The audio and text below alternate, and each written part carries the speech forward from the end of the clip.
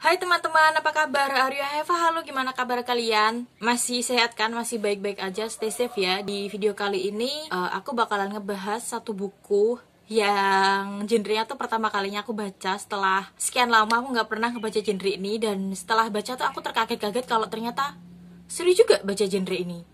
Terus kenapa selama ini aku ketakutan dan nggak berani baca? Tapi sebelum videonya dimulai, kalian jangan lupa untuk klik tombol subscribe dan klik lonceng notifikasinya di bawah dan share video ini ke teman-teman kalian ya. Kita langsung aja ke reviewnya.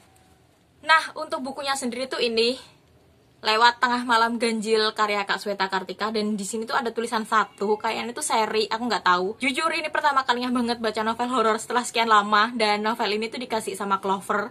Waktu datang tuh aku sempet kayak berbaik sangka gitu ke penerbit Clover bahwa ini Clover kayaknya pengen aku kenalan sama genre horor deh. Soalnya aku selama ini nggak pernah baca novel yang genrenya tuh horor. Ya paling mentok itu psychological thriller atau mungkin ya thriller-thriller yang sadis-sadis banget. Dan bukunya ini adalah novel tapi isinya tuh kumpulan cerita gitu, dibagi 4 bab, yaitu ada ini Roro Halus, Bukit Pemakan Jiwa, Banjir Darah dan Singgasana Lurah, Bujukan dalam Bisikan dan Kebacut. Ini dia, kelihatan kan? Dan untuk sinopsisnya sendiri di sini tuh diceritain dari kumpulan-kumpulan cerita itu.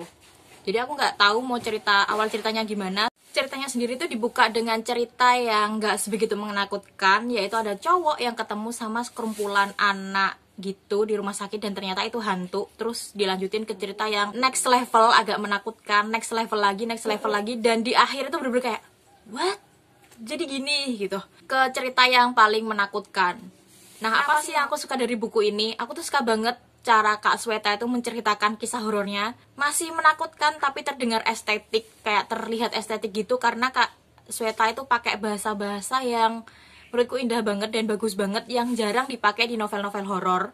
Terus yang kedua, narasinya tuh to the point banget, dan narasinya pakai orang ketiga. Kadang tuh bahkan pakai narasi orang yang melakukan si keburukan itu, jadi kayak ngerasanya tuh lebih ngerasuk gitu ke kita, kayak merindingnya tuh lebih wow gitu, kayak merasa kayak seolah-olah pembaca itu yang melakukan si keburukan itu dan menyembah iblis gitulah. Kalau kalian tanya apa yang gak suka dari novel ini, gimana ya, ini tuh novel kumpulan cerita horor, dan if you know, horor itu kan irasional gitu. Mungkin itu yang gak aku suka, bukan karena ceritanya gak suka. Dan aku sukanya tuh walaupun ini fiksi, novelnya tuh fiksi, jujur cara ceritanya tuh mendetail banget, dari opening gimana orang itu tuh menyembah setan sampai akibat yang dia dapetin kalau dia itu menyembah setan gitu.